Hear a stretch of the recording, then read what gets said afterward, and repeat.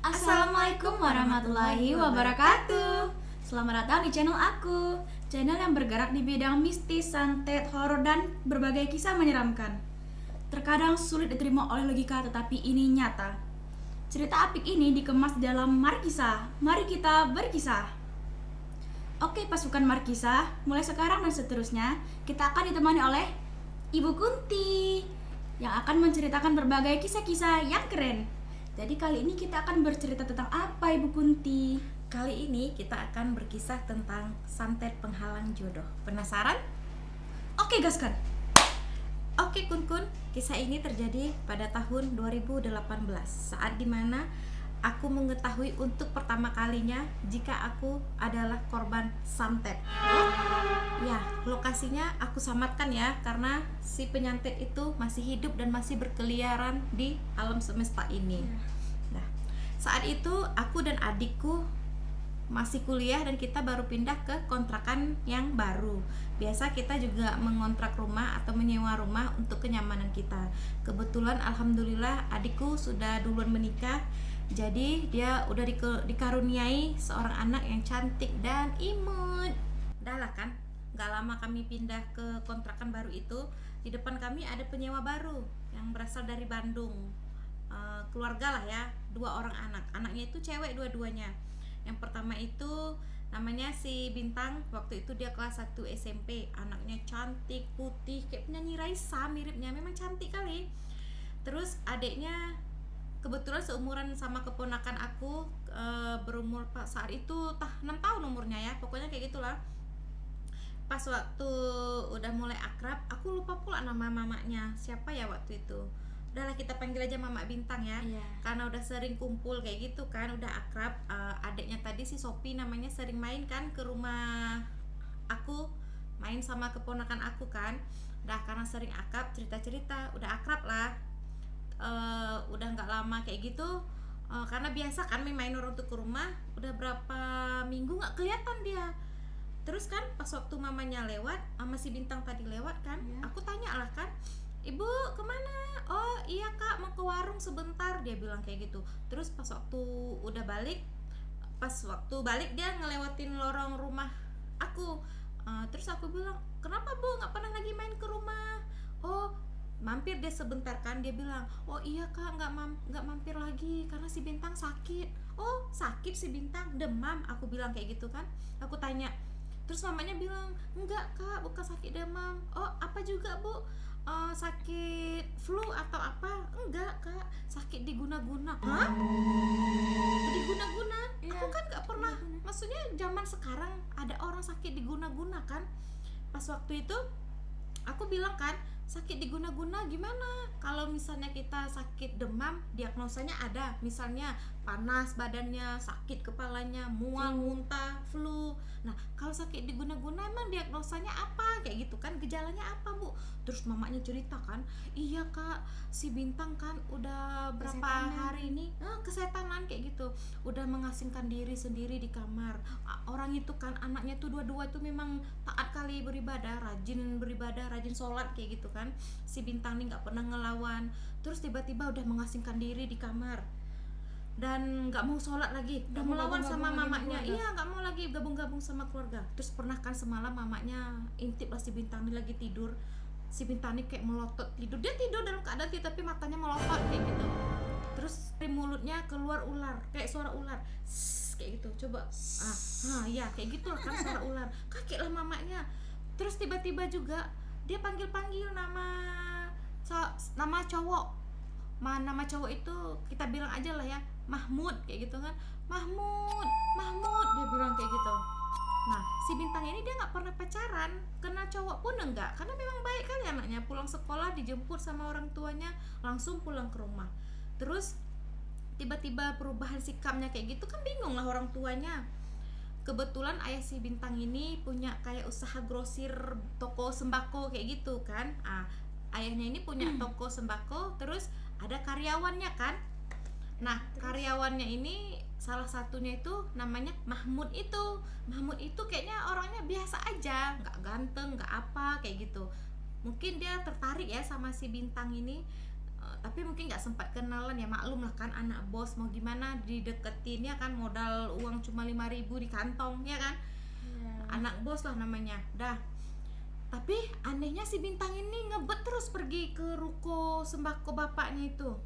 Sampai mamanya bilang kan, mau kemana kau Bintang? Mau ke ruko, mau ketemu si Mahmud. Nah, kenapa tiba-tiba kau pengen ketemu Mahmud? Dia bilang kayak gitu kan.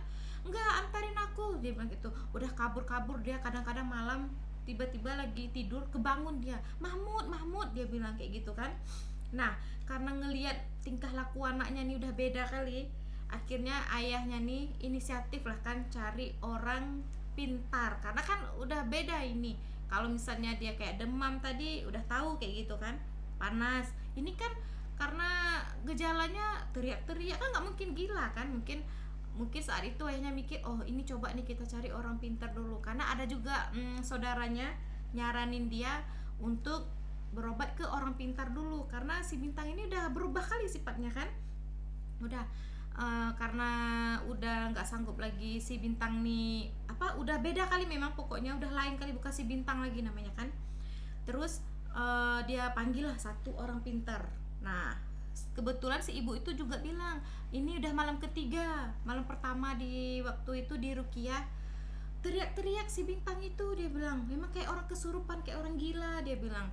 Dan taunya karena dia disantet itu, karena si yang ngobatin itu bilang si Bintang dia disantet sama cowok itu ternyata. Nah, terus kan mama Bintang nih bilang, kakak kalau mau lihat si Bintang boleh juga datang aja ke ruko, dia bilang kayak gitu kan. Terus aku bilang, oh iya juga, boleh juga bu, penasaran gimana ya sekarang orang yang sakit diguna-guna itu kan jarang kita lihat, bukan jarang, emang nggak ada ya kan. Udah pas waktu pulang lah kan mama si Bintang tadi, terus aku bilang kan sama adek aku, yuk dek yuk kita pergi yuk. Kenapa, kemana? Ini si Bintang sakit diguna-guna, kita pergi aja ke rukonya yuk, lihat dia sakit berobat kayak gitu. Abis itu iya malam, tapi kata mama si Bintang tadi kan, udah malam itu pergilah aku sama adik aku ke ruko si Bintang tadi. Nggak jauh juga jaraknya. Pas waktu nyampe di ruko itu, di situ ada bapak-bapak satu duduk. Terus bapak itu nggak berhenti juga ngeliatin aku terus. Aku kan diliatin kayak gitu kan merasa risih lah kan. Maksudnya apa pula bapak-bapak ini lihat aku. Aku pun udah GR pula di situ ya kan. Apa aku cantik kali malam itu. Kok dilihat-lihat terus. Karena diliatinnya tuh nggak berhenti matanya sampai kayak gini ya kan.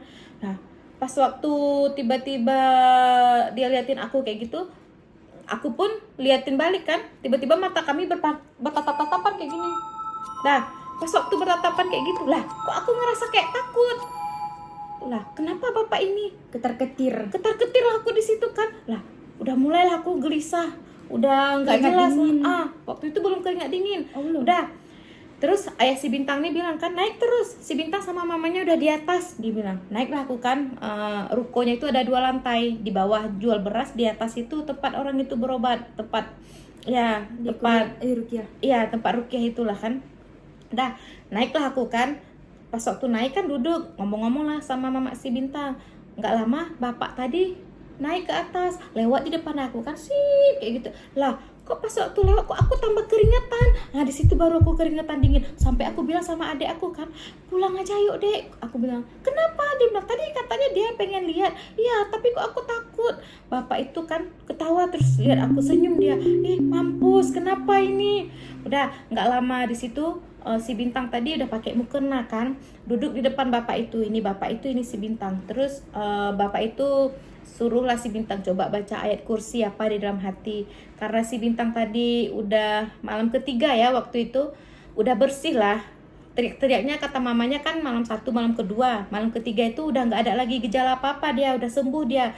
Pas waktu malam pun tidur pun udah nyenyak, dia tidur. Udah bersih, tidur siang. Biasa dia tidur siang pun juga teriak-teriak kayak gitu. Ini enggak, udah aman dia. Pas waktu yang ketiga tuh juga, malam ketiga tuh kan malam terakhir kata bapak itu udah nggak ada apa-apa lagi, si Bintang udah bersih di situ. Nah, di situ kebetulan ada juga saudara suami ibu itu kan. saudara suami Mama si Bintang tadi duduk juga di situ, ada kakak-kakak kayak gitu. Rupanya dia juga berobat. Ada juga gejala-gejala santet kayak gitu dia rasain. Nah, pas waktu giliran dia kan, bapak itu bilang sama aku, "Bentar ya, abis ini kamu." Dia bilang, "Lah, kok aku makin aku ketar-ketir di situ kan. Mampus lah bapak, ini apa maksudnya ini? Kok aku pula? Kenapa nggak adek aku ya kan? Kenapa aku yang dia tunjuk?" Kayak gitu. Dah. Pas waktu giliran kakak tadi yang di ruqyah pakai mukena ya kan, terus disuruh baca ayat kursi di dalam hati kayak gitu, bereaksi langsung ya kakak itu sambil Kayak gini suaranya.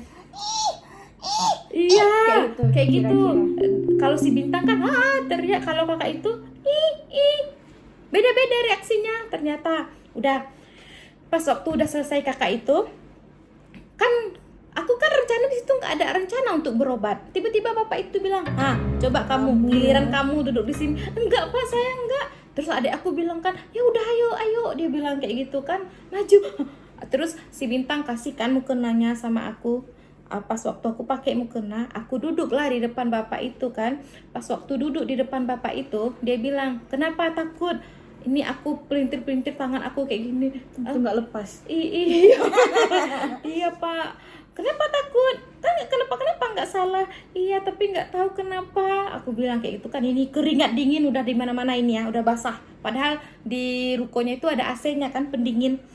Terus dia bilang, "Ya udah coba tutup matanya." Dia bilang kayak gitu kan, "Baca ayat kursi dalam hati aja ya." Dia bilang kayak gitu kan. Udahlah, aku bacalah ayat kursi dalam hati. Tiba-tiba, aku teriak-teriak di situ. Aku nggak teriak-teriak aku kayak gitu kan. Kan adik aku kan kaget, dia kan lihatlah kenapa kakak aku tiba-tiba teriak kayak orang gila kayak gitu. Pas waktu malam pertama itu di ruqyah nggak ada teriak-teriak aja, nggak ada apa-apa. Dah selesai di ruqyah kayak gitu, nggak lama sadar.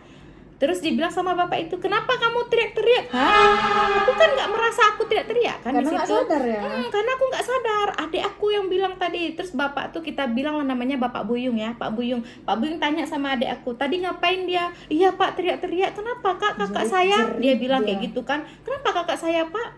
"Sakit kakak kamu ini, makanya tadi pas waktu dia di depan tadi tuh, saya lihat dia terus tuh, dia tuh bukan wajah dia yang saya lihat, Dia tapi sosok lain. nenek. Oh my God. Astagfirullah. Terus karena juga Pak Buyung ini orangnya tahu ya, jadi dia tahu ngelihat orang yang auranya terganggu. Nah pas waktu dia lihat pertama kalinya, makanya dia sampai melotot lihat aku, karena dia lihat aku itu bukan sosok rupa wajah aku, tapi nenek. Nah udah, Pak Buyung bilang, "Ini nggak bisa dibiarin nih, malam besok kalau bisa datang lagi ya, ini ada sesuatu di badan dia." Iya pak." Nah aku kan masih bingung ya, antara sadar dan enggak kayak gitu. Aku tanya sama adik aku kan, "Kenapa aku tadi teriak-teriak?" Sampai adik aku juga gemeter kan, nggak pernah dia lihat kayak gitu. Biasa kalau orang yang ada tanda-tanda kesetanan atau apa, dengar azan dia sakit kepala atau apa, ini kan aku nggak pernah merasa sakit mendengar azan, ngaji, sholat itu nggak masalah. Dah pas waktu udah pulang malam kedua, akhirnya kami balik kan, di situ juga datang juga Mama Bintang udah alhamdulillah kata mamanya udah ada perubahan, nggak panggil cowok itu lagi. Sampai tadi aku lupa bilang, sampai ayahnya panggil si cowok itu, dipaksa ngaku, akhirnya dia ngaku dan kabur, dia nggak kerja lagi dia di situ. Rupanya ya dia ternyata suka sama si Bintang ini. Iyalah kan, kayak Raisa, siapa yang nggak mau. Dah pas waktu malam kedua aku datang sama adik aku kan, di situ aku di ruqyah lagi kan, pakai mukena, duduk kayak biasa. Di situ lebih gila lagi aku teriak-teriaknya. Di situ tahu kalian apa? Ketahuanlah siapa yang selama ini menyantet aku, guys. Nah, di situ kalian tahu apa? Pas waktu di ruqyah, masuklah satu sosok di badan aku. Nah, di situ langsung terus ya, posisinya duduknya orang bersila, terus kakinya diangkat. Nah, kayak gini, duduk kayak gini. Ya ampun, itu guys. Dah, duduklah kayak gitu. Kata Bapak Buyung kan, "Siapa kau?" Dia bilang. Ketawa dia kayak setan. Terus siapa kau? Dibilang Pak Buyung. Ini bukan urusan kau. Dibilang, marah dia ternyata setan itu kan, di jin yang di dalam aku itu. Ini bukan urusan kau, dibilang. Kalau kau di sini, kau ganggu anak ini, mulai sekarang itu jadi urusan aku, dibilang sama Pak Buyung kan. Hahaha, ketawa dia. Oh, kau macam-macam, dibilang sama Pak Buyung. Dia tekanlah bagian di sini aku, kayak gini sampai menjerit dia di situ kan. Ini bukan urusan kau. Dia tangkis tangannya itu kan. Dia apa ini namanya ini? Iya, ditangkis nggak sih? Jangan kau ganggu aku, dia bilang gitu. Ini bukan urusan kau, dia bilang. Nanti kau pula aku kerjain, dibilang sama si jin ini yang di dalam badan aku itu kan. Parah kali. Parah kali memang. Terus dia bilang, siapa kau? Dia, ternyata kun dia bilang apa? Aku adalah Tarmizi. Tarmizi itu nama samaran ya kun ya. Ingat ya, Tarmizi namanya. Nggak mungkin aku sebutin nama aslinya, nanti pasti dia protes. Tarmizi. Ya, Tarmizi. Udah, apa urusan kau sama anak ini? Ada lah urusan aku sama dia, dia bilang. Apa yang bikin sakit hati kau sampai tega kau ngerjain anak ini? Dibilang sama Pak Buyung kan. Terus dia bilang, si Tarmizi ini bilang, urusan dia, aku sakit hati sama neneknya. Dia bilang, lah neneknya sakit hati kenapa? Neneknya iya, neneknya yang kau sakit, kenapa sakit hati, kenapa pula ini cucunya yang kau kerjain? Iyalah, kalau aku kerjain si tua bangka itu, dia bilang kurang ajar kali memang, dia bilang nenek aku tua bangka.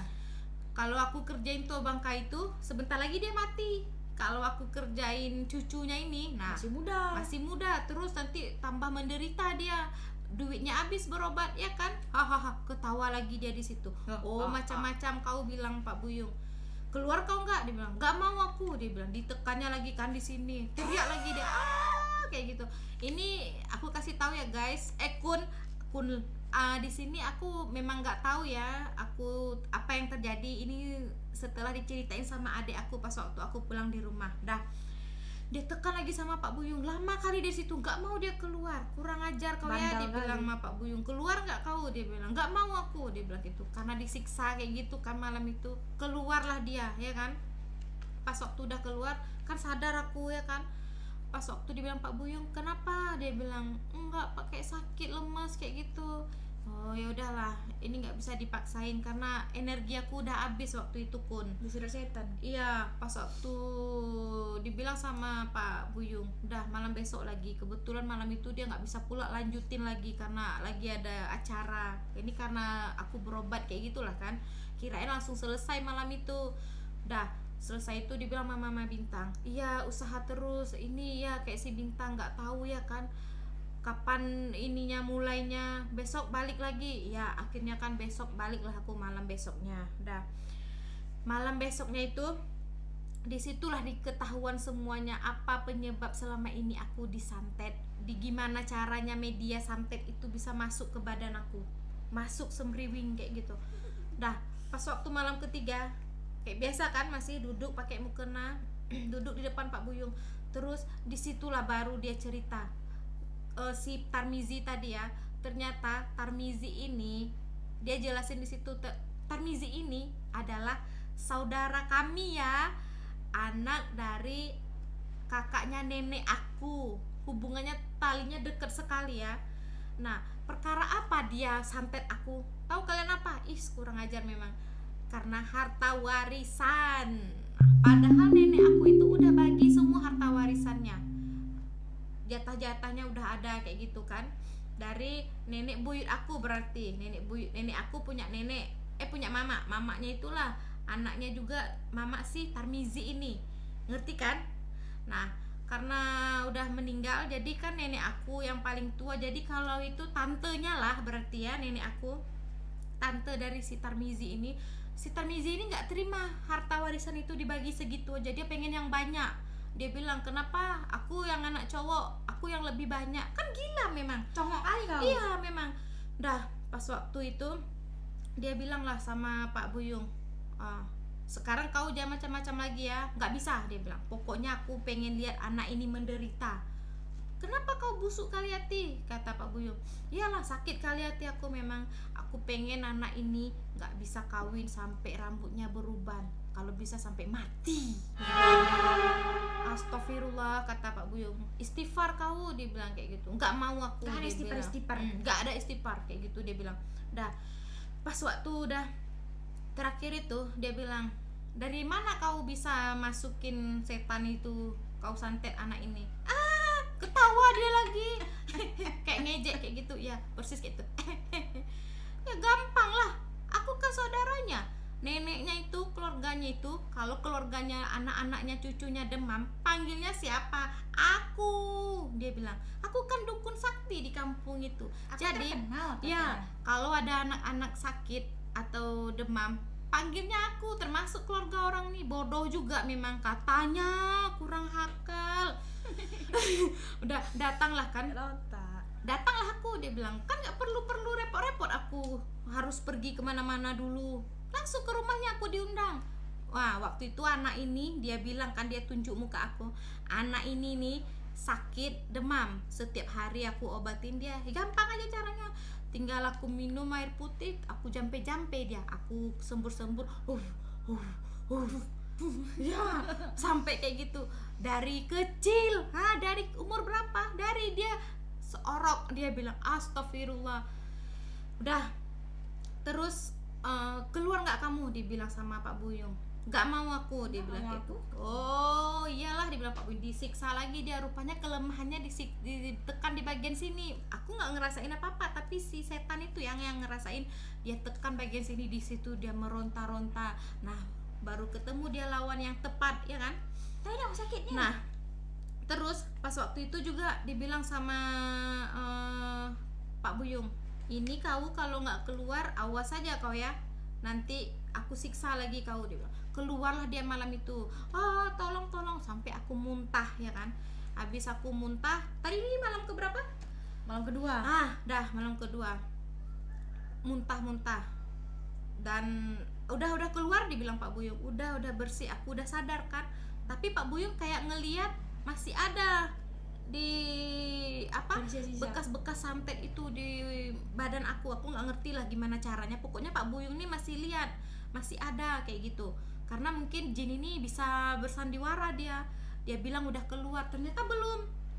Udahlah, pas waktu itu karena udah lemes sekali juga kan, karena pertama lah namanya disantet kayak gitu kan. Udah malam kedua itu juga udah disuruh pulang lagi, malam besok baliknya, ini malam terakhir kita harus beresin dia bilang kayak gitu kan. Oke, akhirnya malam ketiga besok kami balik lagi malam, gak bosan-bosan lah kan. Terus Pak Buyung bilang kan, nggak jadi aja lah di ruko itu, nggak enak juga karena ngeganggu orang juga kan, ngeganggu si yang punya ruko, karena kan teriak-teriak sampai kedengaran ke bawah, sampai pelanggan ayah si Bintang nih kaget, kenapa itu di atas sudah teriak-teriak kayak gitu. Kirain kenapa? Kan? Dikirain kenapa, ada tawanan atau apa, ya kan. Udah pas waktu itu Pak Buyung ini telepon lah kan, dia bilang udahlah nggak usah lagi di ruko itu, di rumah kamu aja, dibilang Pak Buyung. Oh iya Pak, boleh Pak. Mama si Bintang pun ikut lah malam ketiga itu ya. Pas waktu malam ketiga itu Pak Buyung udah nyampe di rumah, udah kayak biasa lah kan, pakai mukena lagi, rukiah lagi, duduk. Nah malam ketiga ini baru ketahuan, ya ampun, media yang dia pakai untuk santet aku. Pas waktu itu ayah aku kan, orang tua aku masih di kampung ya, kami kan kuliah di beda kota ya. Pas waktu di rukiah kan udah tahu, adik aku udah cerita, mak kakak sakit mak, dia bilang sakit apa? Sakit diguna-guna. Astagfirullahaladzim, siapa? Si Tarmizi mak, Pak Tuwo. Pak Tuwo dia ya. Astagfirullahaladzim, kenapa bisa? Nggak tahu mak, nanti mama lihat aja malam ini, bapak itu datang lagi mak, nanti kita video call aja, dibilang kayak gitu kan. Dah pas waktu Pak Buyung datang, nah aku kan udah duduk lagi, udah di rukiah. Nah di situ kan adik aku kan langsung video call terus kan, biar nanti mama aku sama ayahku Bisa lihat. karena dia di kampung. Pas waktu aku pertama di rukiah itu kan, dia masih bilang dia masih ada ternyata. Kata Pak Buyung, kau penipu, kau bilang kau udah pergi, mana rupanya? Dia bilang, ketawa dia lagi, kau bisa aku kibulin. Dia bilang kurang ajar kan, makin marah lah Pak Buyung tadi. Dibilang sama Pak Buyung, kau belum Main-main ketemu kau lawan sama yang aku pas ya. main kau ya, dia bilang kayak gitu. Ditekan lagi, ampun, nggak ada ampun kali ini, dia bilang kayak gitu. Nah terus di mana kau taruh santet itu, apa yang kau lakukan sama anak ini? Hahaha, ketawa lagi dia. Udah disiksa, jawablah dia. Pokoknya asal disiksa baru jawab ya. Dia jawab lah, aku taruh mainan di rumah dia. Mainan apa? Dia bilang kayak itu. Kayak itu. Kau bilang nggak? Iya disiksa kan? Iya, di dekat sumurnya aku taruh, dia bilang. Itu kan lagi video call kan orang tuaku sama adik aku. Ayah aku bilang, apa? Dia bilang, ada di dekat sumurnya, dia bilang kayak gitu kan. Karena saudara tadi dia enak aja kan masuk ke rumah kita. Ayahku cari lah kan di sumur. Memang betul ada dalam bungkusan plastik. Ada ini, dibilang ayah aku kan. Diambilnya lah bungkusan plastik itu. Terus itu kan masih video call ya. Coba buka Pak, dibilang Pak Buyung sama ayah aku kan. Iya, dia buka. Situ cuma ada apa? Batu-batu kecil putih. Ini apa? Dia bilang. Dia bilang ketawa Itu lagi si batu, Tarmizi. kata Itu batu apa? Batu kuburan. Batu kuburan, kurang ajar. Buat apa kau taruh batu kuburan di situ? Iyalah, penjaga dia bilang. Hahaha, Itu ketawa media dia lah. santetnya Itu berarti. ternyata itu kan Wah. namanya kayak semacam buhul. Kalian tahu? Coba searching aja lah buhul itu apa.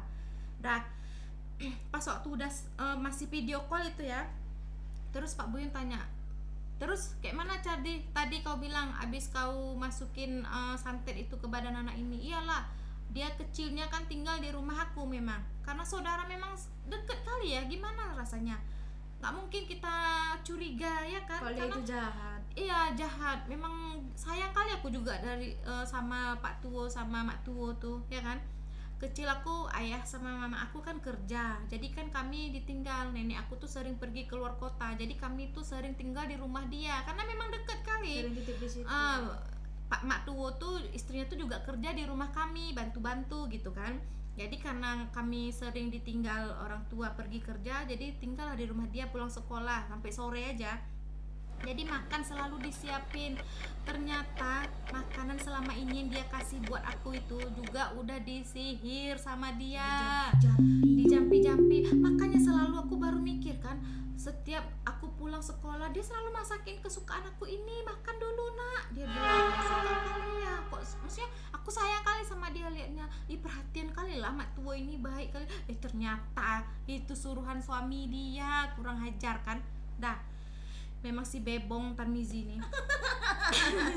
Sakit hati aku karena kan baru ketahuan, ya Allah, orang yang kita sayang, kita percaya, orang tua kita tega bikin itu sama kita. Dah kan udah ketahuan ya. Selain dia tiup-tiup tadi ubun-ubun aku, makanan juga masuk dari mulut, apa nggak mendarah daging itu dari kecil aku sampai umur udah sekian puluh tahun, iya kan?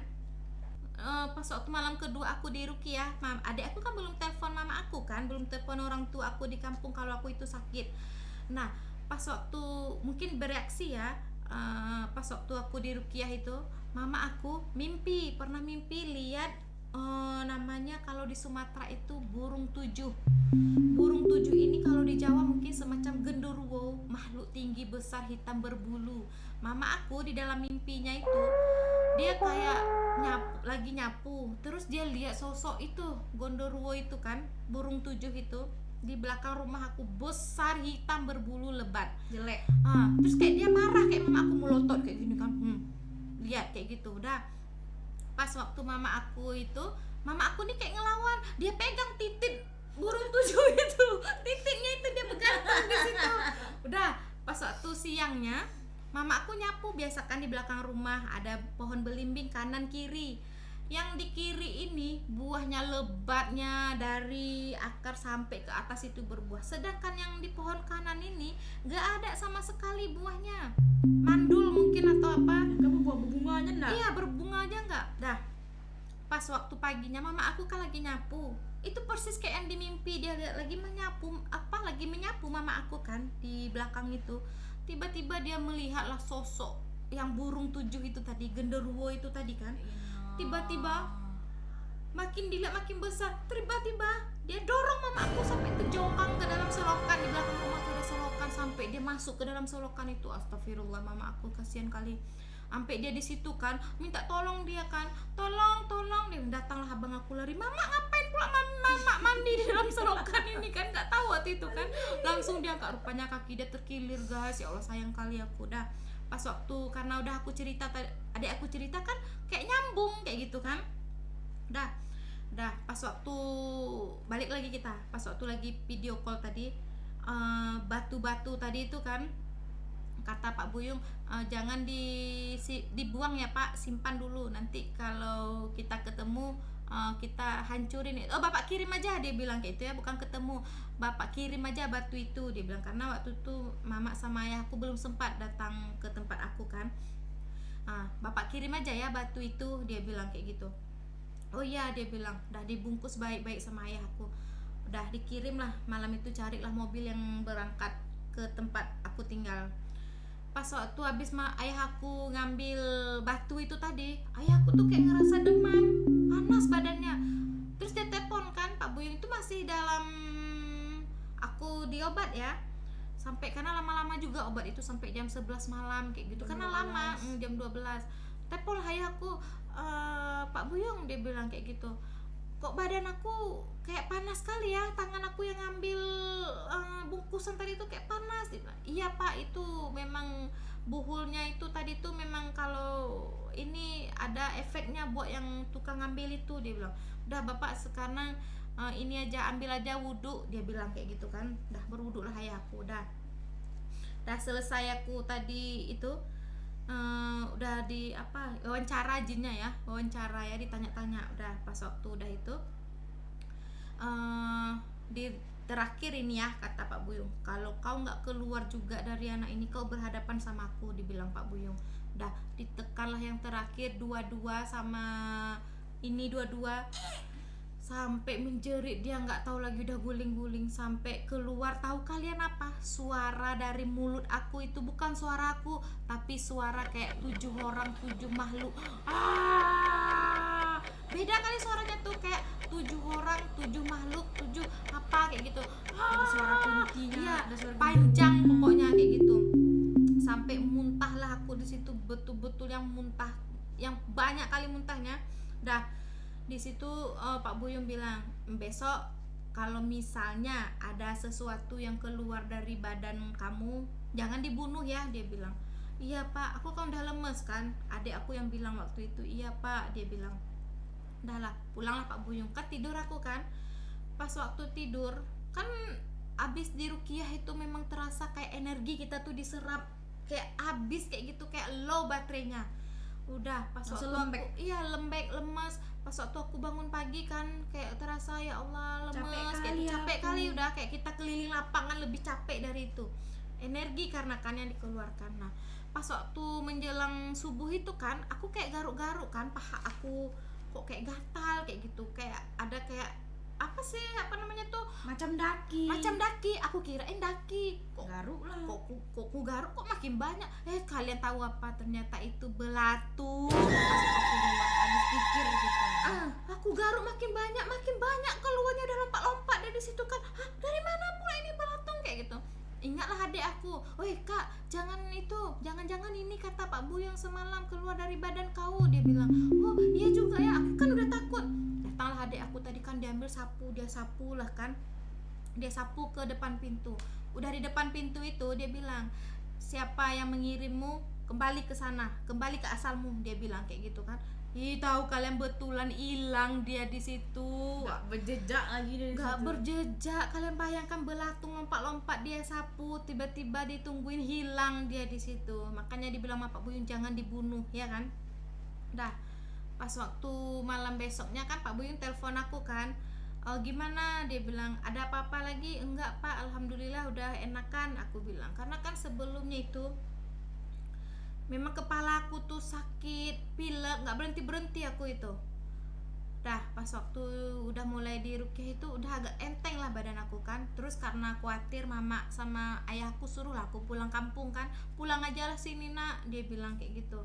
Dah pulanglah aku kan sama adik aku pulang kampung. Kalian tahu apa? Nyampe aku di kampung, entah siapa yang kasih tahu sama si istrinya nih, Mak Tuwo ini, tiba-tiba dia datang ke rumah. Di depan pintu dia bilang kayak gini kan, dia lihat aku, ih kok nggak cantik lagi, dia bilang kayak gitu.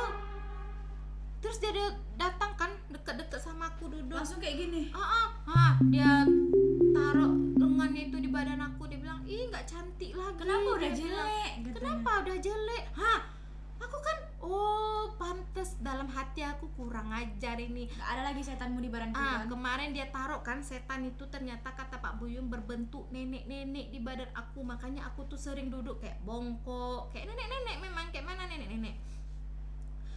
Terus biasanya kan setan itu yang penghuni badan aku kan, tiba-tiba udah keluar, jadi yang dilihat itu ya sosok aku, berarti nggak cantik. Kebalikannya, berarti kalau jin itu ada bersarang di badan aku, nenek-nenek itu Dibilangnya cantik. dibilang aku cantik. Memang lah istrinya ini ya. Udah, aku kan karena takut, maksudnya Pak Buyung bilang, nanti kalau ketemu orang itu biasa aja bertingkah, jangan sakit hati atau apa. Udah, aku singkirin badan dia kan, aku langsung masuk ke kamar, aku telepon lah Pak Buyung. Pak Buyung, kayak mana tuh istrinya udah datang? Aku bilang. Ketawa Pak Buyung, dibilang sama Pak Buyung kayak gini, iyalah udah datang dia, udah tahu dia, jinnya itu udah kasih tahu, pasti suaminya itu sakit. Iya, ternyata ada yang bilang kan, saudara di samping rumah bilang si itu lagi sakit, si Tarmizi itu, Pak Tuwo itu lagi sakit dia. Oh, ternyata habis bekas dari ruqyah itu Yang disiksa tuh. kembalinya membal ke dia, sakit. Makanya utusannya istrinya langsung disuruh ngelihat aku kan, makanya istrinya itu bilang nggak cantik lagi. Iyalah nggak cantik monyet, orang jinnya udah dikeluarin dari badan aku, ya kan.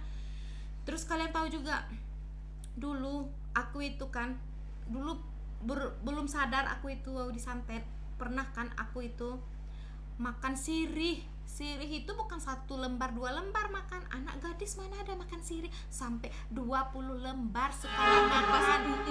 Apa nggak kebas jontor moncong itu. Tapi zaman itu, zaman aku lagi sakit waktu itu ya, nggak kerasa apa-apa, enak kali, sampai ada tempat sirih langganan aku, sampai orang-orang kalau aku beli kan, ih anak gadis kok makan sirih, dia bilang kayak gitu. Tapi aku suka kali. Dah, terus rambut aku itu walaupun udah keramas kayak lepek aja, kayak nenek-nenek, kayak nenek-nenek ditaruh minyak kelapa di kampung itu, dah nggak mengembang. Iya, pokoknya rambutnya lepek aja baunya. Terus mata aku itu sering merah dulu, Kayak orang habis nangis. iya, kalau ketemu orang, iya adek ini sedih kali ya, nangis, kenapa, ada masalah? Aku nggak kenapa-kenapa. Dulu juga kan, aku itu setiap bulan dari sekolah sampai aku kuliah, nggak pernah masuk rumah sakit, selalu itu setiap bulan, sampai teman-teman aku diejek-ejek aku kan, bulan ini kau belum masuk rumah sakit ya. Iya betulan, besoknya langsung masuk rumah sakit di opname aku. Pas waktu di opnam tuh, dia bilang sama dokter kan, udah langganan memang dokter itu, dia bilang, kau diet ya? Dia bilang, enggak dokter, saya enggak diet. Iya, kamu gejala selalu sakit lambung, dia bilang. Sakit mah katanya. Sakit mah, kamu ya diet? Enggak dokter, saya enggak diet, saya memang kurang makan nasi, tapi saya enggak ada gejala mah, mual-mual itu enggak ada saya. Itu sebelum dulu ya, sebelum aku tahu aku sakit itu. Dah. Terus lagi dulu pernah juga kan, di rumah aku saat maghrib kayak ada suara bunyi pasir setiap maghrib itu ya, menjelang azan maghrib, disiram gitu. disiram pasir, kling kling kling kling kling kling kling kling kling kling kling, dan gak lama bunyi ledakan, duang. Duar. Aku bilang kan sama mama, Setiap maghrib masalahnya. iya setiap maghrib. Aku bilang kan sama mama aku, mak itu bunyi apa mak, kok setiap malam ada itu kucing, dibilang mama aku. Kucing berantam katanya. Kucing berantam di loteng itu. Oh iya juga kan, karena belum tahu kan. Dan setelah tahu itu, ternyata itu tuh salah satu tanda santet itu.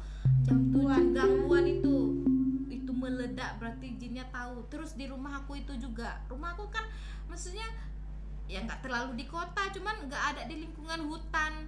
Tiba-tiba ada kalajengking, kodok, sebanyak-banyaknya kodok, mungkin iya ular, mungkin kodok, emang wajar ya kodok lompat-lompat. Ini masa sampai 20 ekor di rumah aku setiap maghrib. Ular berbisa yang dari hutan. Dari mana datangnya coba? Ternyata setelah aku cari tahu dan dijelasin sama Pak Buyung, itu adalah pertanda kalau rumah itu, jinnya itu kan, orang tukang santet itu ngirim jin itu dia tahu yang rumah itu targetnya dia ya dari hewan-hewan itu tadi. Nah dulu juga aku pernah juga sering mimpi melihat ular itu dulu dibilang orang kampung, ih kamu lihat ular nanti kamu mau dilamar, Mau ih nikah, senanglah gitu. hati aku kan, ya aku mau dilamar. Babi ternyata bukan. Itu salah satu hewan kiriman santet juga itu. Gangguan itu juga. Ular yang aku lihat itu ular besar hitam, warna matanya itu merah, dan di tempat yang sama juga aku selalu melihatnya. Rumah aku itu kan adalah lewat kuburan di sana. Di dalam mimpi itu setiap malam aku selalu mimpi ngelewatin tempat yang sama dan ular yang sama. Nah, aku pikirkan dulu, mau dilamar kok nggak dilamar ya kan? Udah umur berapa setiap malam lihat ular? Kadang kalau dibilang orang setiap malam lihat ular berarti udah banyak lakinya ya kan? Makin dekat jodohnya. Makin dekat jodohnya. Ini kok nggak nyampe. Terus pernah juga aku kan mimpi ngelihat harimau. Dia kejar tapi nggak dapat. Dia itu mau cakar aku. Iya. Udah. Terus dulu juga pernah aku mimpi si Pak Tuwo ini, Tarmizi ini masuk dari jendela kamar belakang. Kayak masuk kayak gitu dia kan. Sama anaknya. Aku kan lagi tidur tiba-tiba kebangun. Di dalam mimpi itu aku bertengkar sama dia. Bertinju, tapi dia kalah selalu. Selalu dia berhasil aku kalahin dan dia tuh kayak kebakar kayak gitu. Anaknya cowok yang paling kecil. Masuk dia, aku berantem juga sama dia, kalah juga dia. Dah.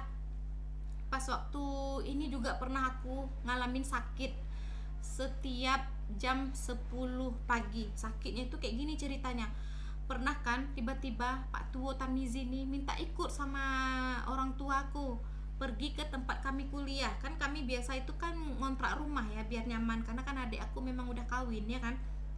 Jadi si Pak Tuwo nih tiba-tiba datang ke rumah aku kan bilang, aku ikutlah, mau ke kota sana ikut lihat anak-anak juga. Dia bilang, oh iyalah, dibilang sama ayah aku, karena ayah aku ini kan percaya. iya baik kali, memang karena udah saudara, udah deket, memang sayang kali kami sama dia, karena istrinya sering bantu-bantu di rumah, dia juga kayak gitu kan. Dah dibawa lah sama ayah aku di rumah yang lama dulu.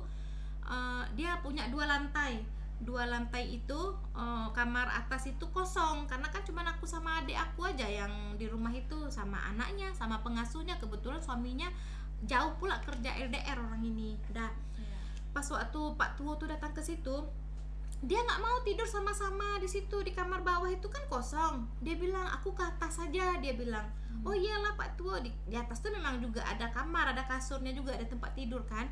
Dah pas waktu makan aku tanya lah iseng-iseng sama Pak Tuwo tuh, Pak Tuwo, rumah ini ada hantu nggak? Di atas tuh ada hantu nggak? Karena kami jarang ke atas itu. Hahaha, ketawa dia.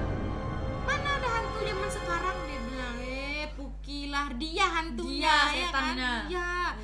Dan ternyata setelah berapa minggu atau berapa hitungan minggu kayak gitu dia pulang.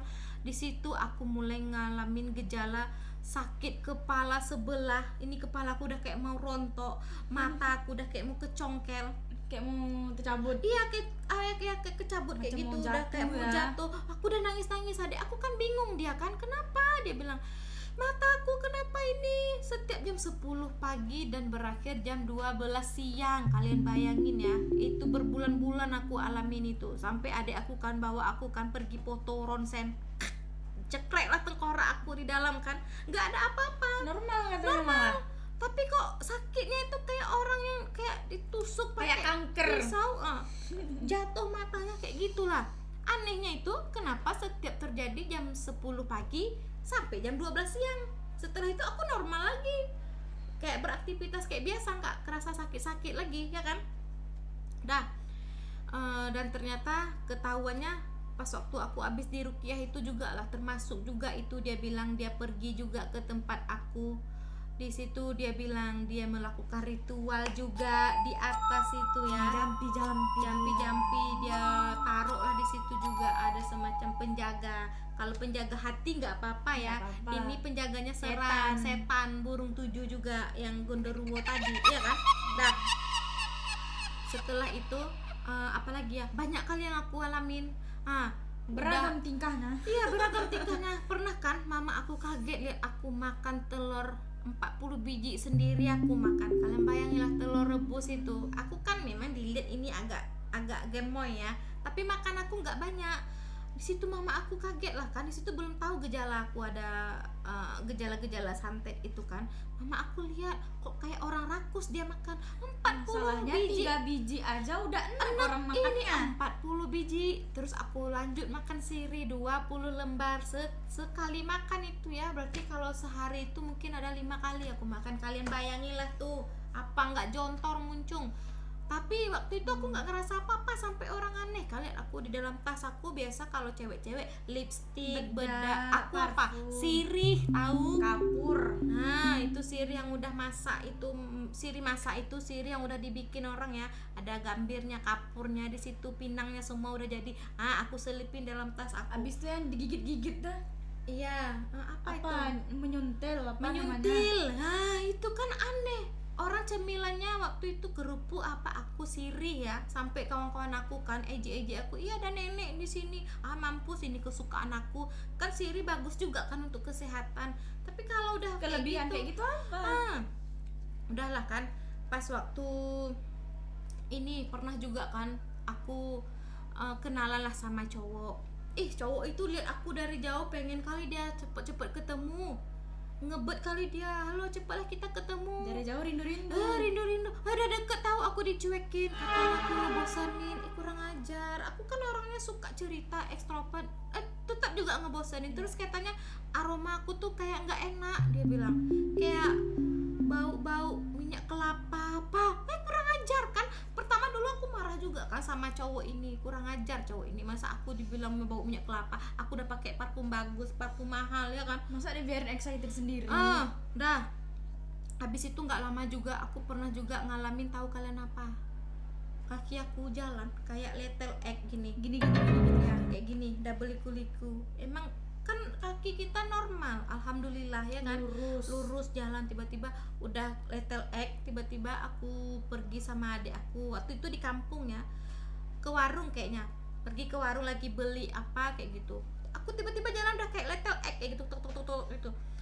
Dari nggak lama little egg itu tiba-tiba aku udah lumpuh, jatuh aku di depan orang. Kenapa ini? Diangkat sama orang, nggak bisa lagi aku jalan mau Kakinya pulang. lagi udah lembek. Iya, udah lembek kayak keladi kayak gitu kan. Pas waktu mau pulang, kebetulan kami jalan waktu itu pergi sama adik aku kan ke warung. Sampai diantarin aku sama tetangga. Sampai kaget mama aku, kenapa ini tiba-tiba lumpuh? Maksudnya kenapa ini udah nggak diantarin sama orang, nggak bisa jalan? Nggak tahu mak, nggak bisa. Datanglah abang aku kan. Dia ada juga lah, ngerti lah agama sedikit. Dia urut lah sambil sholawat, sambil baca apa gitu. Bagus lagi kaki aku. Coba aku kan berdiri kan, bisa jalan ternyata. Kan lain. Aku kirain aku kena gejala stroke atau apa gitu. Semuanya normal ya kan. Dan saat yang aku alami semua itu semua normal. Aku kirain itu, maksudnya gejala badan aku itu diperiksa, di ronsen apa, nggak ada gejala apa-apa, normal semuanya. Tiba-tiba kok yang dimunculkan itu aneh-aneh semua. Dah pas waktu aku udah di ruqyah itu kan, aku ceritalah sama temen aku kan, namanya Umi, kami panggilnya Umi ya kan, karena dia memang yang dituakan dan dewasa. Umi, aku ternyata disantet Umi. Oh ya, astagfirullahaladzim. Dia bilang, ya udah ya, biasanya habis orang disantet itu di ruqyah itu dia dibekam, dia bilang. Diajaklah aku kan ke tempat bekam saudara, temennya waktu itu kenalan dia kan, ada perkumpulan kayak pengajian kayak gitulah kan. Kebetulan suami kakak itu tuh ada yang bekam, buka usaha bekam. Nah pas waktu itu diceritain lah kan apa yang aku alamin itu. Ayo kata Umi itu, udah diajaklah aku ke tempat bekam. Pertama kalinya aku dibekam, sakit ya kan, gitu. Terus kakak itu bilang kan yang bekam ini, besok ada kemana hari Minggu? Nggak kemana-mana. Aku bilang, aku nggak tahu, tiba-tiba kepala aku udah dibotain di sini, katanya di sini darah beku nggak ngalir di sini. Aku kan nggak tahu ya, di sini udah gundul kepala aku ya, langsung disedot kan pakai alat bekam itu. Aku sampai bilang kan, pas waktu kemana rambut aku. Tapi dibilang Umi, nggak apa-apa itu biar sembuh. Ya udahlah nggak apa-apa, yang penting aku sembuh walaupun botak kan, pakai jilbab juga kan. Dah setelah nggak lama abis itu aku kan balik lagi ya ke kampung. Nah, saat di kampung itu mama bilang kan, udah jangan kemana-mana lagi, dia bilang kayak gitu. Oh, aku lupa, pas waktu ini kami pernah pulang dari tempat kuliah, dari kota ke kampung. Dah kan aku sama adik aku, keponakan aku, kami bertiga kayak gitu kan. Pas waktu jarak dari kampung aku ke tempat kuliah itu lumayan jauh juga lah, 6 atau 7 jam berkendara kayak gitulah kan. Pas waktu pulang mau nyampe ke rumah kan, senter mobil kan tinggi ya, aku ngeliat, tahu kalian siapa di situ? Nggak Si tahu kan? Pak Tuwo itu, kurang ajar, si Tarmizi itu lagi nggak pakai baju, cuma pakai sarung aja, dia di depan rumah aku, nggak tahu pakai sapu lidi. Kira-kira Udah jam kayak berapa gini. tuh? Hah, jam 3 pagi. Jam 3 pagi apa kerja tuh? Apa kerja orang ya kan, nggak pakai baju, pakai sarung aja, bawa sapu lidi, udah goyang-goyang kayak apa kayak gitu. Karena lihat senter lampu mobil, dia kabur kayak gitu kan. Terkejut dia mungkin. Aku kan tahu kan wujud dia, sosok dia itu kayak monyet, kalian tahu monyet, kurus kering, monyet dipakein wajah manusia, kaki manusia, tangan manusia, kayak gitulah. Nah, udahlah kan, pas waktu di senter pakai lampu mobil tadi kan, lari dia kabur. Aku Kejut kan kok kan. pasti ingat kan, itu pasti dia si Tarmizi itu. Kan aku udah pulang yang tadi itu ya, yang udah selesai di ruqyah itu, udah tahu kan aku sakit. Aku lihat si itu tuh, si Tarmizi itu, Pak Tuwo tadi itu lagi di depan rumah joget-joget tadi kan. Apa kerja? Kan udah kabur. Waktu itu kami nyampe jam 3 pagi. Ayah aku kan turun, terus dia bilang, kenapa malam kali sampai? Dia bilang, iya ya, tadi memang telat berangkatnya. Memang biasa aku sama adik aku kayak gitu, nyetir mobil tiba-tiba aja mau pulang kampung. Kalau udah ingat kampung, Kapan lagi moodnya kuliah, aja. udah homesick kayak gitu, nggak mikir lagi kami mau jam berapa, langsung tancap terus gas ya kan. Padahal isinya cewek semua, satu anak kecil ya kan. Dah pas waktu nyampe, mama aku kan bilang, kenapa? Dia bilang, mak tadi aku lihat kayaknya Pak Tuwo di depan rumah itu mak, kayak bawa sapu lidi, nggak pakai baju, pakai sarung. Terus aku bilang, mana dia? Keluar, karena aku lihat nggak ada lagi, udah kabur dia ya, kena lampu senter mobil tadi. Aku bilang, dah. Terus abang aku bilang, mana dia? Dicek lah CCTV. Ih mampus, betulan ada dia jam Gini-gini segitu.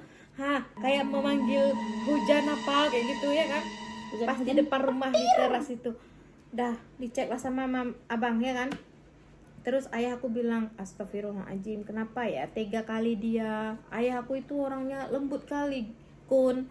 Kalau misalnya orang bikin dia sakit hati, dia tuh cuman sabar aja kayak gitu kan. Abang aku bilang, oh ya, kayak mana nih ya, kalau apa namanya tuh, Laporkan aja ke polisi. kita laporin aja ya ke polisi. Janganlah nak, dia bilang gitu. Ataupun kita cari aja ya orang lebih kuat dari dia itu. Dia so hebat kali ya kan jadi dukun. Kita cari aja orang-orang mana yang bisa balas Kita lagi. kenakan lagi dia. Terus ayah aku bilang kan, jangan nak, Nggak boleh kayak gitu. nggak boleh kayak gitu. Berdosa nanti. Berdosa, ya.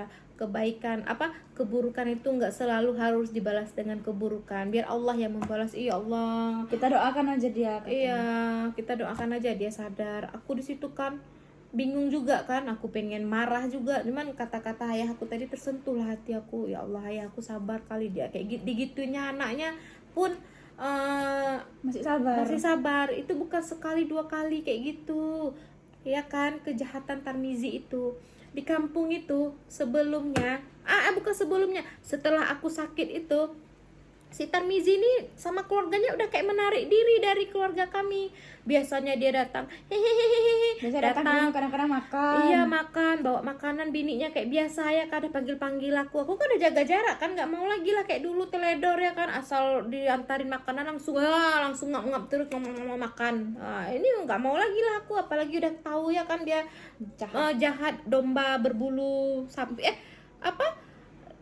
serigala berbulu domba iya kan.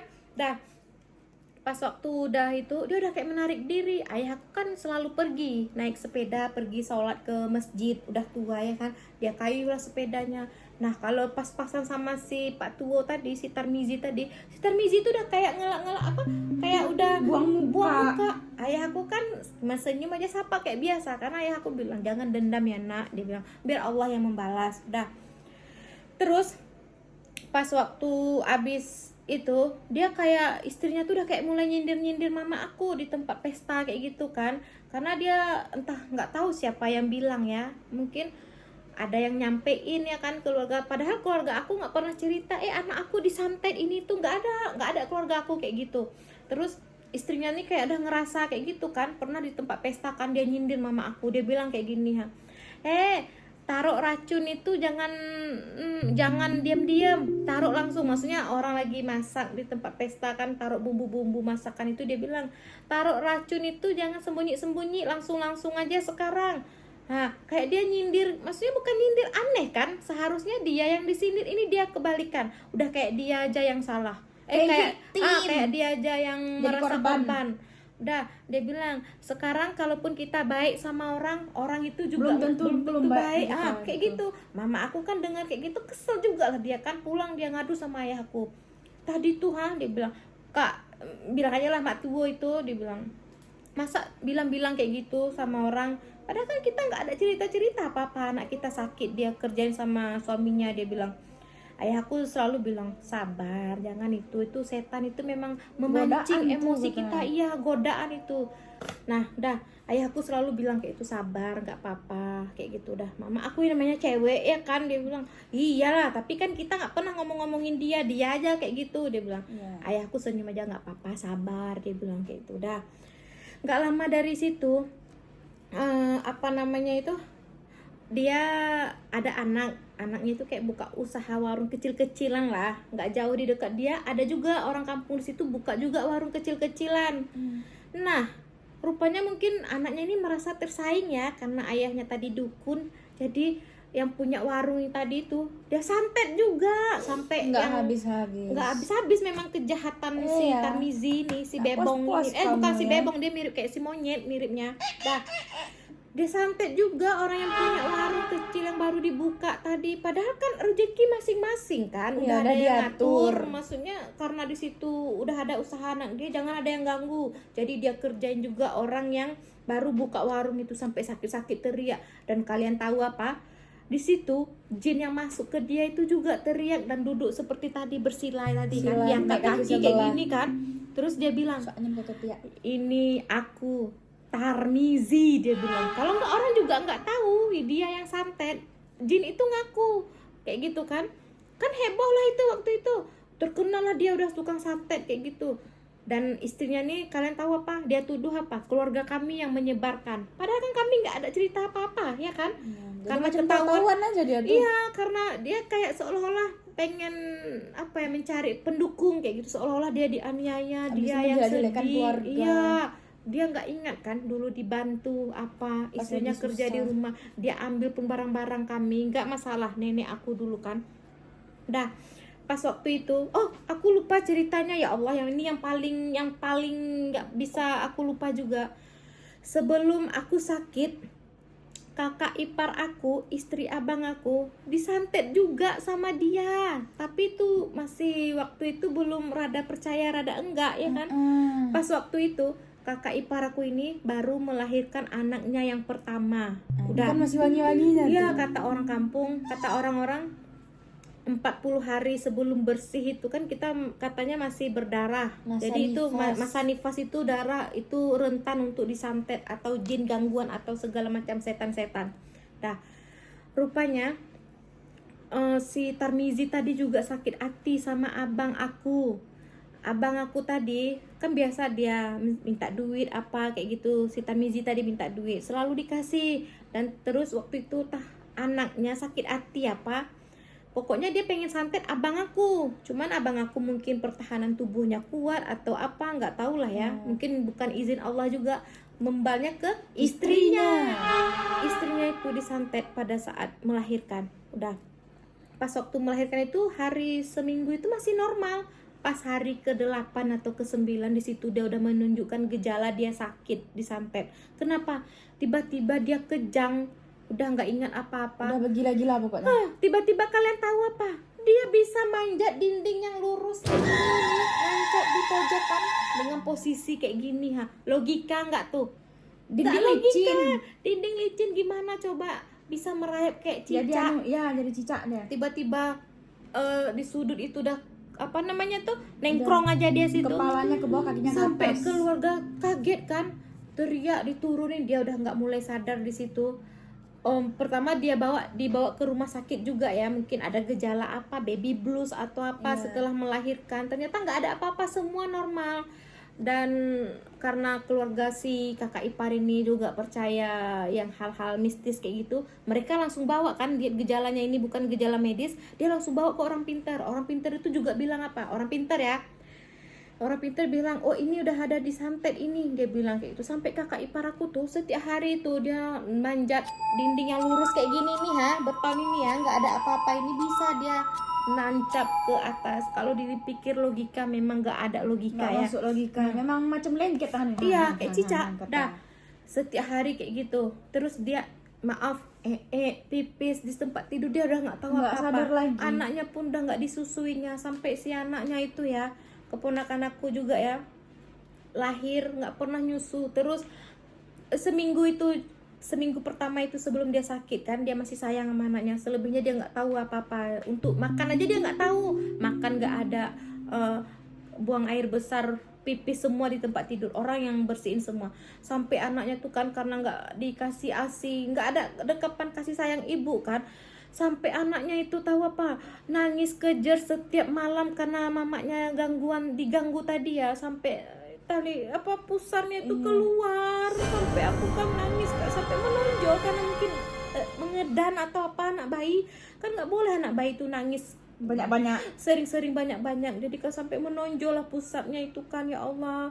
Terus waktu itu kan kami belum lihat keponakan kami kan, waktu itu aku belum tahu aku sakit ya. Ini memang ceritanya memang campur aduk karena yang seingat aku, karena memang kalau diingat-ingat tuh kayak trauma aku ya kan. Sakit kali dengarnya. Ya, pas waktu aku datang kan, pertama kali aku datang sama adik aku, sama abang aku juga ada, nenek aku juga waktu itu masih ada. Kami datang kan ke rumah si kakak ipar aku tadi, lihat kan, dia nggak bisa, dia di dalam kamar masih. Sebelum itu juga dia udah, aku kan masih kuliah ya, mama aku nelpon, setiap hari dia nyebut nama aku. Habis ini Ainal, katanya nama aku dia sebut-sebut nggak berhenti.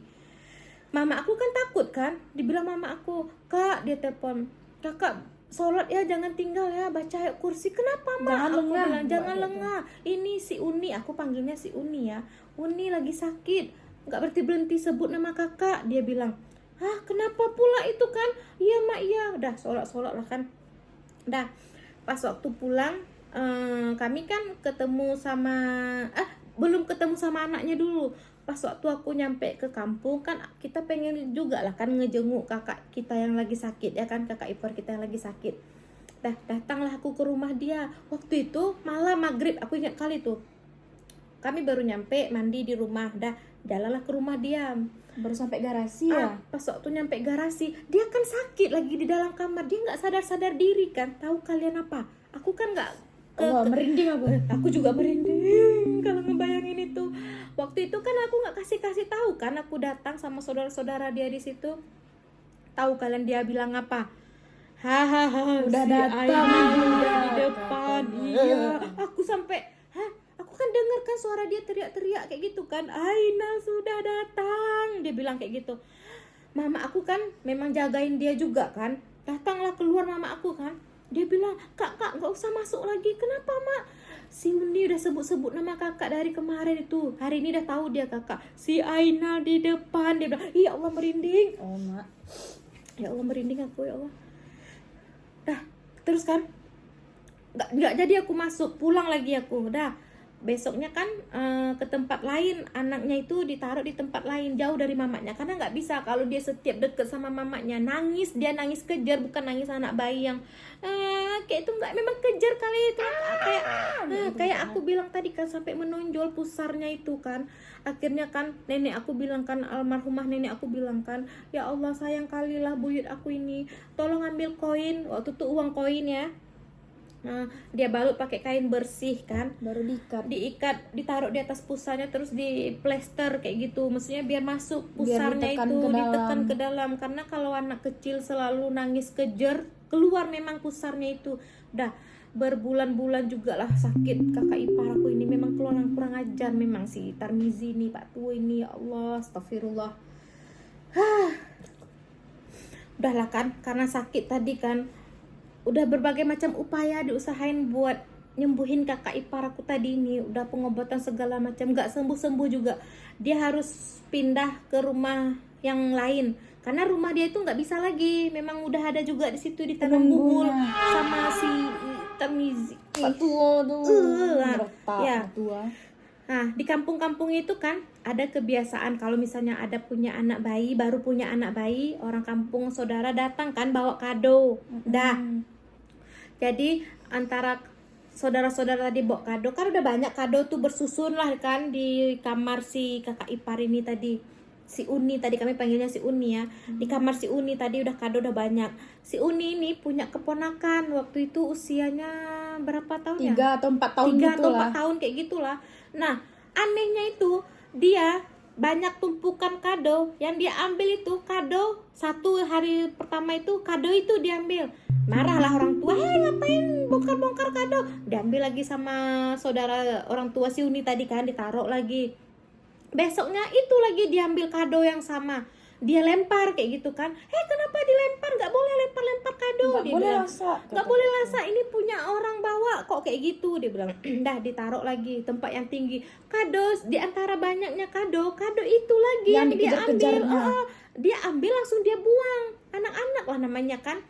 Kalau misalnya anak-anak pastilah semua kado di situ ada yang Nampak kelihatan kemasan yang cantik, ini enggak, menarik matanya, saking diambil. ini keselnya mama si Uni tadi, diambil kado itu diselipilah paling bawah. Tahu kalian apa? Keponakan si Uni tadi nih cari kado itu lagi, Dibongkarnya. dia bongkar sampai ketemu lagi yang itu, dia lempar lagi keluar sampai akhirnya kan gerem lah kan saudara mama si Uni tadi kan, dibilang, memang lah ya bandel kali memang anak ini dah. Kalau kali anaknya lah. Terus si ponakan si Uni tadi ini bilang, antu kado itu. Wah, apa hantu? Dia bilang.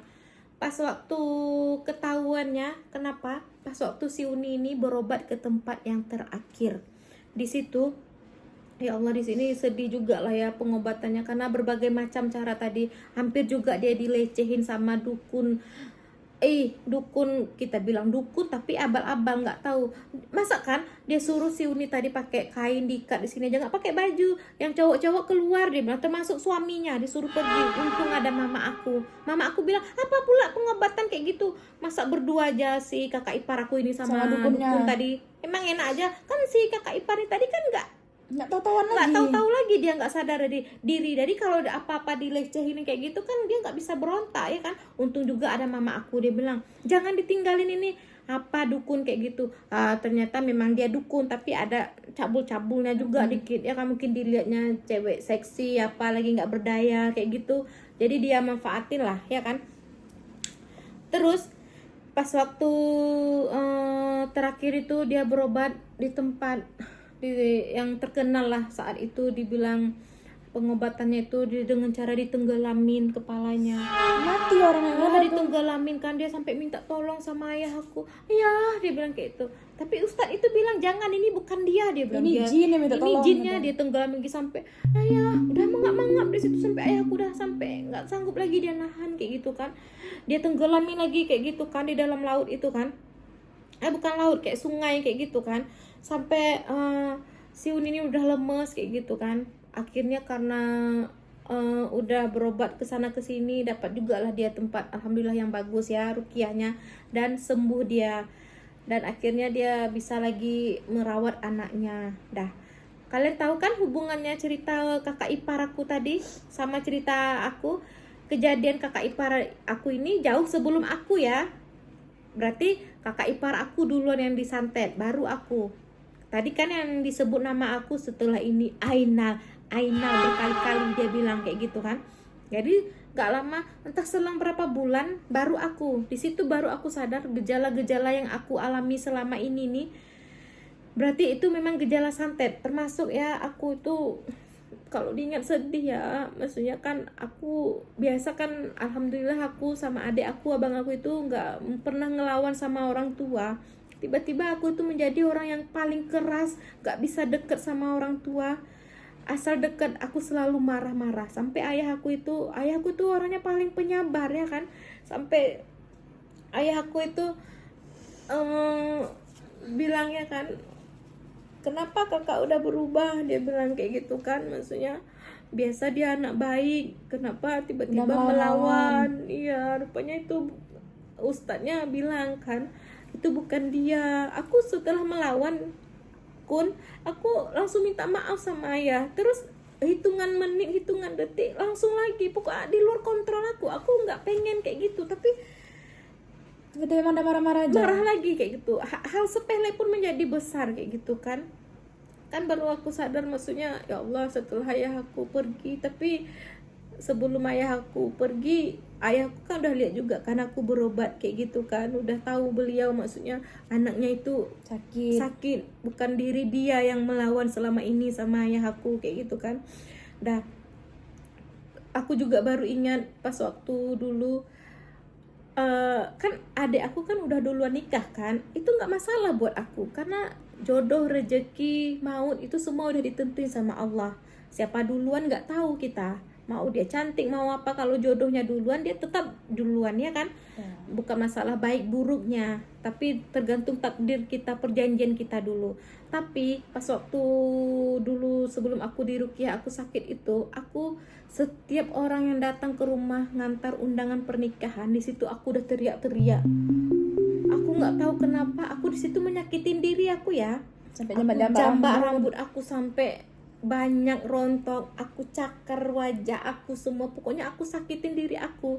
Maksudnya aku nggak, ya mungkin kecantikan itu relatif ya kan, jodoh itu memang ada, tapi kan aku mikir kan, aku kan bukan orang yang jahat, bukan orang yang apa, kenapa belum dapat juga jodoh aku waktu itu ya kan, aku mikirnya seperti itu.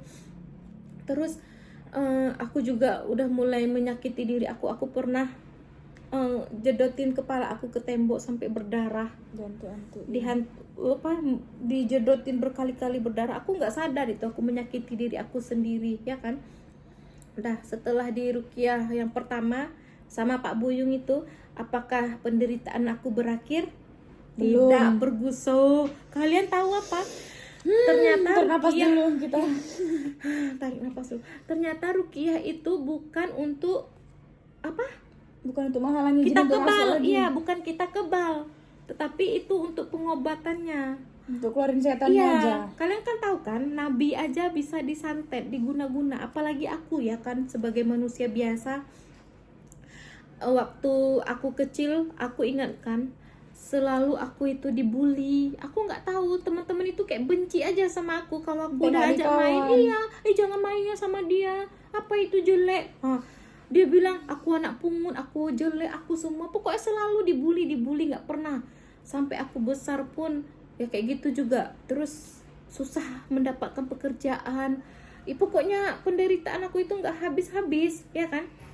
Emosi nggak terkontrol. Terus satu lagi, dulu kalau kenalan sama cowok, kenalan banyak tapi nggak ada yang nyangkut, semua pada kabur. Nggak ada yang menjadi. Alasannya apa? Ngebosenin. Nggak Ya jelas Allah, alasannya. nggak jelas. Padahal kan aku berusaha, aku udah berjanji kan kalau nanti aku punya suami aku mau jadi istri yang baik, dan ternyata enggak. Penderitaan aku udah berakhir? Belum.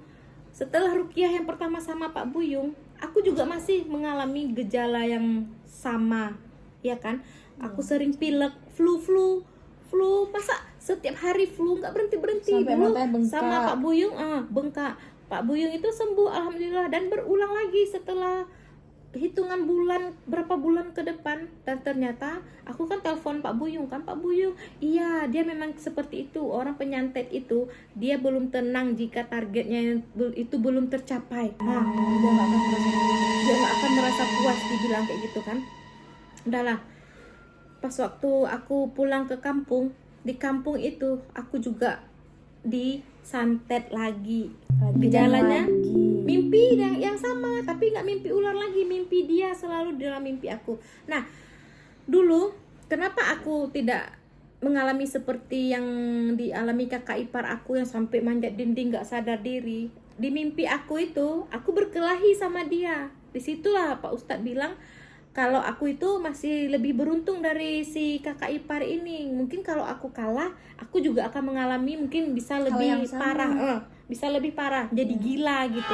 Tapi karena aku mungkin orangnya pikirannya nggak terlalu kosong, maksudnya jarang, selalu dalam hati itu ada istighfar atau apa, mungkin itu sebuah penolong untuk aku, ya kan?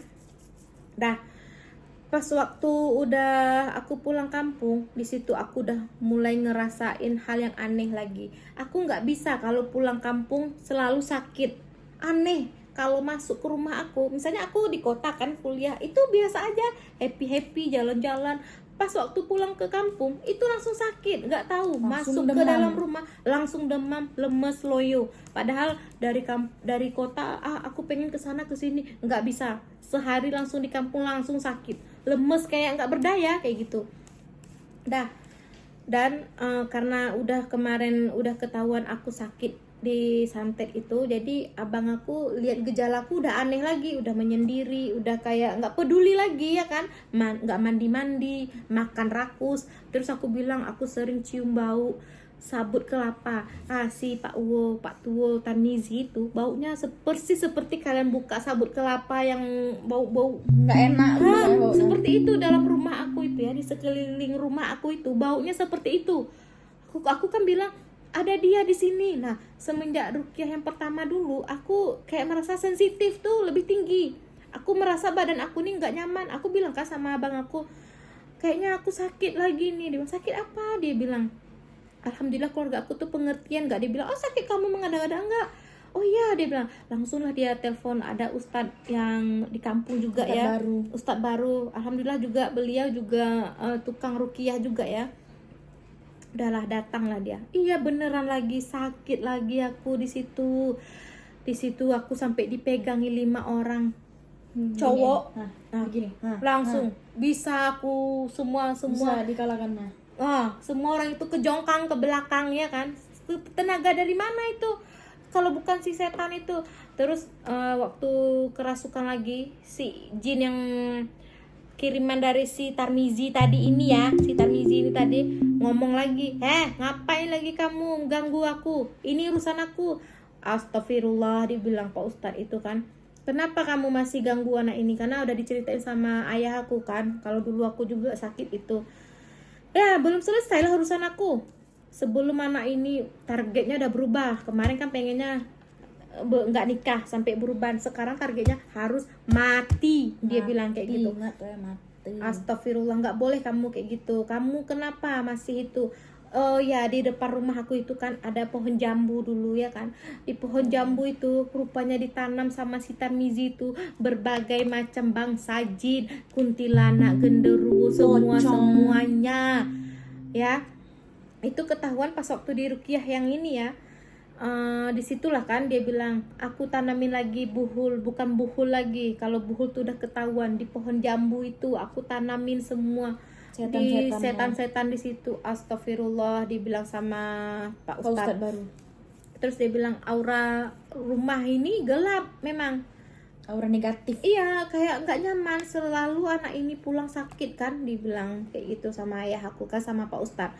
Terus Pak Ustadz bilang, ya udah, sekarang apa mau kamu? Aku anak ini mati, dia bilang gitu. Mama aku lihat kayak gitu, jawablah mama aku, memang kurang ajar kau ya Tarmizia. Dia bilang, diam kau, diam Diam juga tuh kau, yang dia bilang gitu kan. Sebenarnya aku pengen juga santet kau, dia bilang. Dia bilang dia pengen santet mama aku, tapi karena keras kali otak kau tuh, dia bilang nggak bisa, kena di kau, nggak kata. kena. Kurang ajar kan. Yang baik di rumah ini cuman satu, disebutlah nama ayah aku pun diam di situ. Sampai ayah aku bilang kan dengan polosnya, kalau abang bilang kayak gitu, kenapa abang tega lagi masih sakitin anak aku? Nggak bisa, ini perjanjian aku sama jin aku, pokoknya anak ini harus mati, sakit kali hati aku. Kali ya pokoknya dengan tujuan itu. Tujuannya. Terus kan si Pak Ustadz tuh bilang juga, si jin nih, kenapa kau nggak keluar? Dia kan kayak ini ya, berganti-ganti. Terkadang si Tamizi ini yang ngomong, terkadang jin itu, aku nggak mau juga aku ngerjain anak ini, tapi aku disuruh. Kalau aku nggak mau, aku dipukul pakai sapu ijo. Dia bilang sakit badan aku, dia bilang. ya udah kau bersyahadat ya, kata Pak Ustadz kan. Iya tapi tolong ya selamatin aku memang dikurung sama dia, aku diambil dari dasar lautan, aku dipaksa. Iya aku dipaksa. Ya Allah kok merinding ya aku sampai mual loh. Abang itu si Tarmizi ini kerjanya kerjanya Kun nelayan. Jadi dia di tengah laut itu bangsa-bangsa jin, bangsa jin dia kumpulkan di tengah laut dan dia bawa pulang untuk dia hadiahi sama si targetnya itu. Misalnya kayak aku, ya itu dikumpulin lah di rumah aku.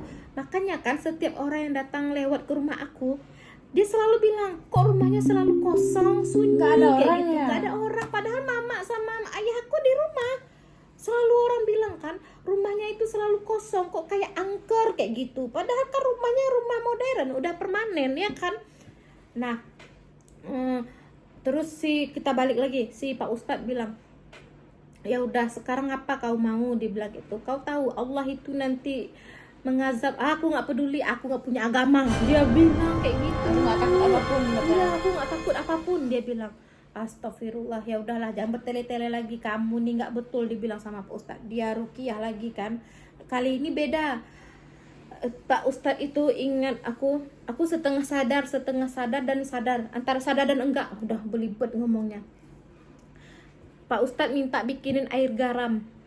Air garam itu tahu apa, dimasukin ke dalam hidung aku sampai aku ngap-ngap. Aku merasain pedisnya itu. Dan ternyata suara yang dulu yang pernah keluar yang banyak, yang banyak itu keluar lagi, ternyata masih ada. Rupanya dia berhenti vakum sebentar. Dia lagi dipantau setelah ruqyah itu. Yang pertama dulu dia vakum sebentar untuk melihat, karena dia ternyata kalau dia kalah, si dukun ini, si Tarmizi ini merasakan sakitnya juga. Jadi kalau aku udah lengah, nggak aku ruqyah lagi, di situ dia beraksi lagi. Nah, keluar lagi kan. Sama sekalian yang aku lihat di dalam pandangan aku itu, semua jin hantu keluar dari pohon jambu yang ada di depan rumah itu. Udah. Pas waktu udah selesai itu, disitulah terakhirnya ayah aku melihat aku di ruqyah parahnya. Sampai darah yang keluar menyembur sebanyak itu, satu ember penuh dari semua lubang keluar darah ya, dari hidung, mulut, hidung, mata juga keluar darah. Di situ ayah aku menangis kan, maksudnya ya Allah, maksudnya sakit kali anak aku, tega kali dia. Nah udah pas waktu udah keluar semua semburan itu, dan tiba-tiba tahu apa, aku keluarin kayak sebongkah daging yang masih utuh. Nah Pak Ustadz itu kan tahu dia ya, inilah dia bilang. Dan ternyata kemarin ruqyah yang pertama itu udah berhasil dan datang lagi ya, mungkin daging ini yang belum bisa keluar yang kemarin itu, Karena mungkin udah menyatu kali ya sama darah daging. udah menyatu kali selama udah 30 tahun ya kan, daging itu di dalam badan aku melekat, jadi disitulah keluar, makanya keluar dengan darah. Tapi anehnya darah sama muntah yang keluar saat bersih itu gak bau sama sekali. Biasa kan kalau muntah itu kan bau asem apa, ini gak ada bau apa sama sekali. Sampai darah itu kan dikeluarin sama Pak Ustadz, daging itu tadi. Nah dilihatin lah sama ayah aku, ini dia Pak yang selama ini ada di badannya, dia bilang. Alhamdulillah, dibilang sama ayah aku kan.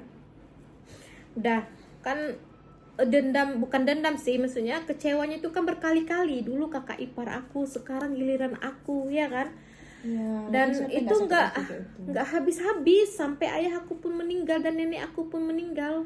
Si Tarmizi ini masih juga dendam. Istrinya di depan baik dia sapa mama aku, tapi dia di belakang apa, dia bilang, aku nggak akan lupa karena keluarga dia yang nyebarin fitnah kalau suami aku tuh jampi-jampi guna-gunain orang, santet orang. Aneh kan, padahal nggak ada sama sekali keluar dari kata-kata keluarga kami. Dia aja yang ngerasa sendirinya. Iya, orang lain juga yang mengalami itu, kayak yang aku bilang tadi, yang punya warung itu, dia sendiri yang masuk, yang orang warung ini yang ceritanya udah kemana-mana ya kan. Padahal keluarga aku nggak pernah cerita sama sekali kami sakit sampai sekarang, sampai ayah aku udah nggak ada, nenek aku juga udah nggak ada, dan dia pun merasa kayak masih dendam kayak gitu juga, ya kami udah ikhlas, aku pun ikhlas dengan apa yang aku Udah rasain, sakitnya atau apanya. Tapi yang bikin aku sedih itu, aku nggak bisa kecewa, maksudnya bukan kecewa, sedih karena aku sering melawan sama ayah dan mama, kayak itulah orang tua, karena nggak sadar tadi ya kan. Ya sekarang aku udah mulailah, maksudnya bertaubat, ya Allah jangan lagi kena keturunan aku, semuanya keluarga aku terhindarlah dari santet itu ya kan. Udah lah kan, udah selesai di ruqyah yang terakhir sama Ustadz ini. Ustadz pun bilang kan, nih rumah ini juga ada gangguannya, karena kan kemarin sama Pak Buyung kan jauh kan, nggak sempat dia lihat rumah. Sama Ustadz yang ini, dia bilang rumah ini juga harus kita ruqyah Pak Bu, dia bilang, karena di sini sumber masalahnya itu, dia bilang, karena kan dulu waktu kecil si Tarmizi ini memang duduk, ada beton kan di tengah rumah aku itu tiang. Di situ dia duduk selalu. Kalau dia datang dari pagi sampai sore dia duduk di situ. Nempel kepalanya di tiang tuh. Sampai nempel di situ, karena kita ya saudara lah namanya, mau makan di rumah apa terserah. Kita biarin. Iya, dibiarkan. Jadi ya merasa dia aman, ya udah dia bekerja di belakang kita ya kan, dengan pasukan setan-setannya itu. Nah, setelah rumah itu diruqyah, alhamdulillah udah semua orang udah tahu. Banyak mampir, terus mau antarin apa, ada orang kayak gitu. Udah hidup lah suasana rumah. Dulu tuh gelap aja, sering nggak kelihatan. Sekarang udah terang benderang auranya. Dan kan aku di awal tadi kan cerita mama aku waktu jatuh, ada pohon belimbing sayur itu ya di belakang rumah, kanan dan kiri. Yang kiri tadi kan aku bilang buahnya buah lebat dari akar sampai atas ya kan. Sedangkan yang di kanan tadi tempat si burung tujuh atau genderuwo tadi kan sama sekali nggak ada berbuah kan. Tiba-tiba habis diruqyah rumah itu, kalian tahu nggak, beberapa selang waktunya ya, tumbuh buahnya dari akar sampai ke atas sepucuk-pucuknya, lebat kali ya Allah. Disitulah rumah itu udah terasa nyaman, nggak pernah lagi mencium-cium bau aneh tadi, yang bau si genderuwo tadi ya kan.